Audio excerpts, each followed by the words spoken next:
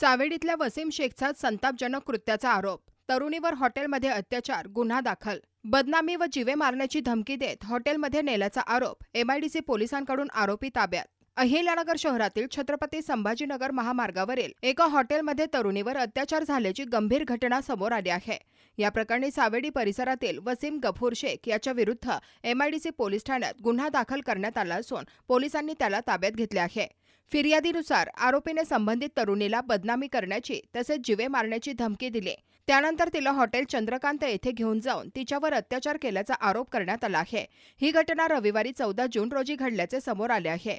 पीडितेच्या तक्रारीनंतर एमआयडीसी पोलिसांनी आरोपीविरुद्ध अत्याचारासह विविध गंभीर कलमांखाली गुन्हा नोंदवला आहे.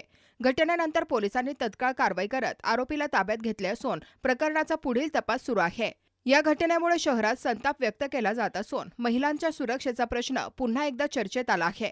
आरोपीवर कठोर कारवाई करण्याची मागणी नागरिकांकडून होत आहे. नवीन बातम्या आणि ताज्या घडामोडींसाठी आजच आपल्या चॅनलला सबस्क्राईब करा